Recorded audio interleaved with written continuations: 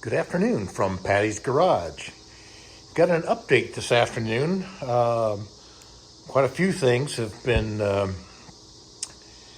going on with the 948 engine. Most notably, we now have the exhaust pipe connected to the engine. There will be an extension from there running to a muffler once we get the motor started. This was I forgot to mention that the other day. This is going to become I guess I call it a special tool. When I was running the compression check, you want that done with the carburetors wide open, and so I've just got a block of wood that fit just perfectly to keep those wide open. So that'll go in my drawer with all the various little special tools that one has to make as they move along with a project like this. I'm routing the heater valve. In this case, I can shut it off manually right there with the valve, but just in case, and to make sure that we don't have any water coming out of here, I have just looped it around and put it right back in here into the return pipe on the radiator, bottom of the radiator. I had to, because of the downpipe, it actually extends lower than the oil sump. So I had to raise the sump up a couple of inches in order for the downpipe to clear. And then that also meant that I had to raise the radiator up so that I could run the hoses. And I used to have a top brace up here, which really isn't needed, but I needed to remove that because I wouldn't have been able to put the radiator cap on. So that's pretty much everything that's going on that side of the motor. Over on this side, I have these all look kind of wild. May have to organize those a little bit, but spark plugs are all in place. New wires. Of course, the distributor cap is on now. Alternator, the dynamometer is in place. So everything is pretty much buttoned up on this engine. Over here on the what I call the control module. Got fuel pump. We were measuring the fuel pressure, which was great. I had to, I guess here it is. This little fitting here. I needed a step down from my larger fuel hose to a smaller one that will fit with the SU fuel pump. So I had to get a little step down barb to do the hose. I'm a big labeler. I probably mentioned before, this setup is positive earth, and for whatever reason, that just messes with my mind. So I always need to kind of label things, color code things. I'll put them over here on the connections that are running to the distributor. Looks like that one's coming off.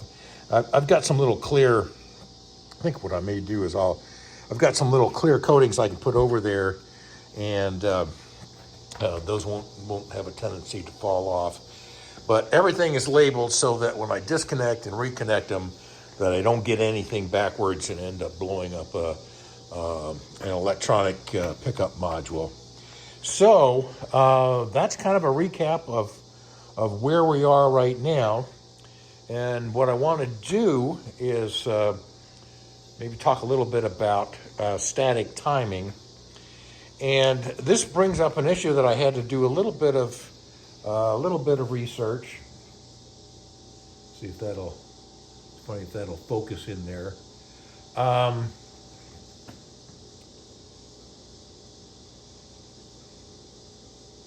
It's a little better.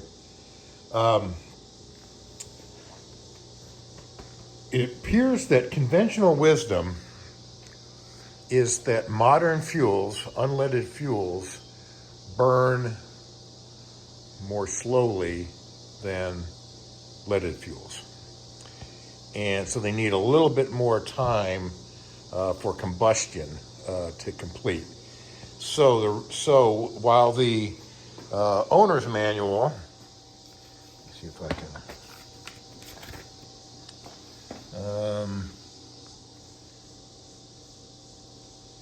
So owner's manual timing for the inlet valve stated that it was 5 degrees before top dead center.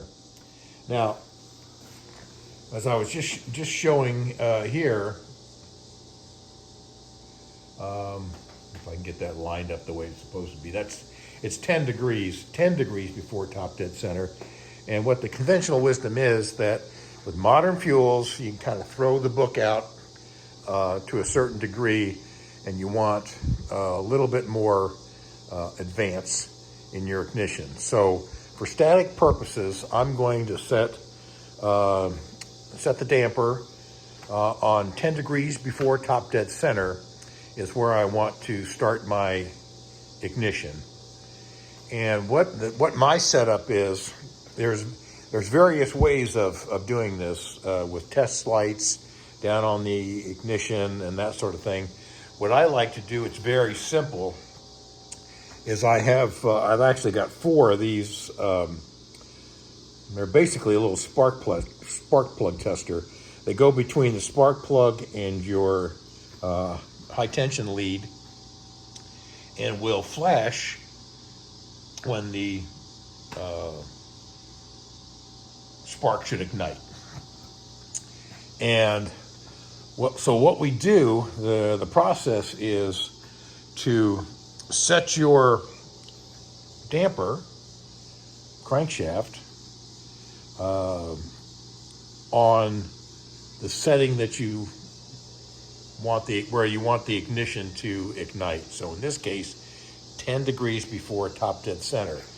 So once the pointer is on the 10 degrees before top dead center, and we have number 1, our lead plug, with a spark plug tester, if you will, that will light up when ignition occurs. All we really need to do then is loosen the clamp on the distributor so that it will rotate, and then we'll rotate it we'll turn the distributor counterclockwise until we see the spark plug flash, and we'll know that we are static timed. That spark plug will ignite at 10 degrees before top dead center, and we can lock down the distributor and know that we're static time. So rather than really locking it down, it's just barely loose. It's enough that I can turn it, but not that it's just flopping around down in there. And so we'll leave it that way until we get the engine started, and it should just stay right there, run just fine. And then after the engine has been run in a little bit, we can come back, use a timing light. We can check advance. We can get the correct timing that we're looking for down on the damper. So let's just do a little demonstration of how that spark plug light looks. Okay, so everything is all hooked up. We've got the distributor loose. Coil to the distributor wires are done. We just need to power up the switch panel. Coming over to the switch panel, we'll turn the power on. We need ignition, so this is just similar to turning the key on your car. And now we have power going to the coil and to the distributor.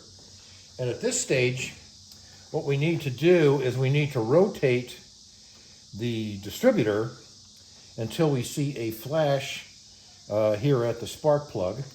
And so I'm going to move it here. We'll move it counterclockwise. I'm going to come back clockwise.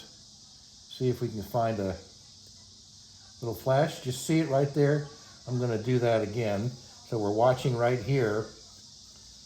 I'm going past. So I'm coming back clockwise until I see that flash right there. Okay, so at this point, I am at 10 degrees before top dead center. I have my number one spark plug, and we're on the compression stroke, if I haven't mentioned that before. And we have rotated the distributor. We did it counterclockwise, came back clockwise.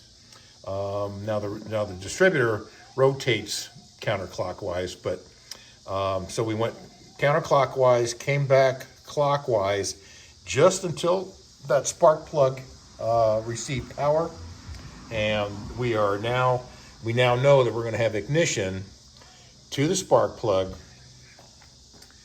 at 10 degrees before top dead center. That is static timing, and we will come back after the engine has been running. We'll use an actual timing light to confirm and make any further adjustments down at the make sure that we're maintaining with a strobe. This is just basically, let's get the engine started. So that's where we're at here at Patty's Garage. Things are pretty well hooked up. I imagine we'll be getting this thing started up in the next couple of days.